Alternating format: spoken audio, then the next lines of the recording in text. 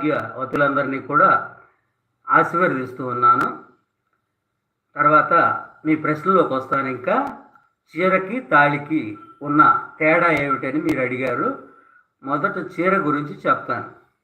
చీరను చక్కగా వాషింగ్ మిషన్లో వేసి దానికి తగినంత సర్ఫో లేదంటే ఏదో లిక్విడో, నా పితృదేవతల పిండాకుడో ఏదో కొత్త కొత్త రకాలు వస్తున్నాయి, వాటి పేరు నాకు తెలియవండి.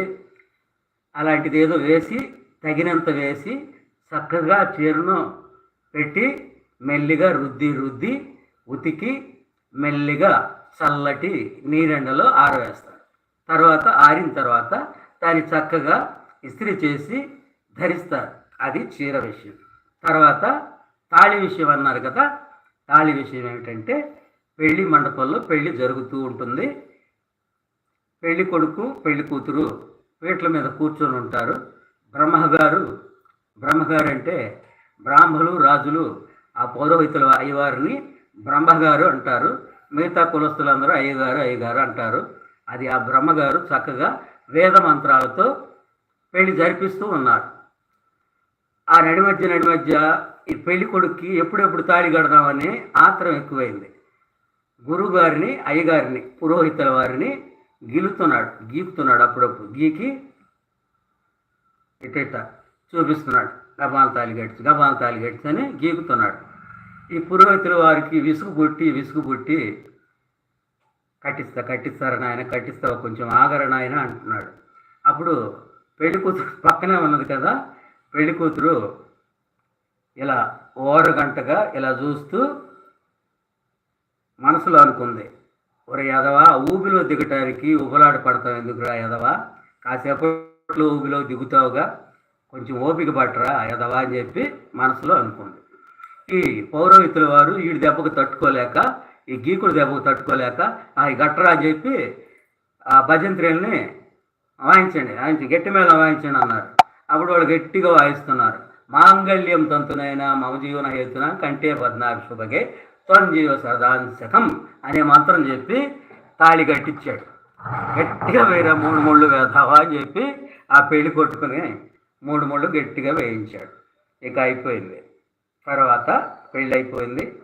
తర్వాత జరగాల్సిన కార్యక్రమాలన్నీ జరిగినాయి. ఇక వాషింగ్ మిషన్ స్విచ్ ఆన్ అయింది. స్విచ్ ఆన్ అయినాక వాషింగ్ మిషన్లో వేయాల్సినవి వేస్తారు కదా. చీర వేసేటప్పుడు తగినంత వేశారు. ఈ వీటికి మాత్రం బాటిల్ ఇలా వచ్చేసారు లోపలికి. వాషింగ్ మిషన్ ఆన్ చేసి అది రుబ్బుతుంది. 10 నిమిషాలు దానికి టైం ఉంటుంది. ఆ టైం అయిపోయింది. మళ్ళా స్విచ్ ఆన్, మళ్ళా రుబ్బారు. అది రుబ్బుతుంది. తర్వాత స్పిన్నర్ ఆన్ చేశారు.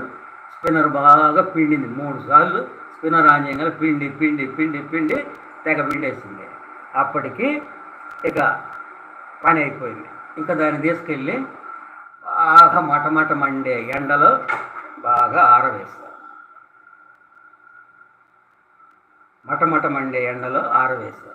అప్పుడు రుద్రపాటి వారు ఇలా చెప్తూ ఉండేటప్పుడు యాగంటి వారికి అనుమానం వచ్చి, అయ్యా మహాశయ, ఆరవేసింది ఏమిటయ్యా అన్నారు. ఆరవేసింది చీర కాదు మహానుభావ, గురువర్య, ఆరవేసింది ఆ తాళి కట్టిన రథమని ఆరవేసింది అక్కడ ఉతికి అని రుద్రపాటి వారు చెప్పారు. యాగంటి వారు పక్క నవ్వుకున్నారు. తర్వాత ఆ ఛానల్ చూసే వాళ్ళ సతీమణి పక్క నవ్వుకున్నారు. భారతదేశంలో కాకుండా వాళ్ళిద్దరి ప్రపంచం అంతా చూస్తారు కాబట్టి వాళ్ళందరూ కూడా చక్కగా నవ్వుకున్నారు. అప్పుడే అన్నం తిన్న వాళ్ళకి అన్నం కూడా అరిగిపోయింది. ఈ విధంగా ఆ మహానుభావులు ఇద్దరి నడి మధ్యన సంభాషణ ఇలా జరిగింది. Switch off.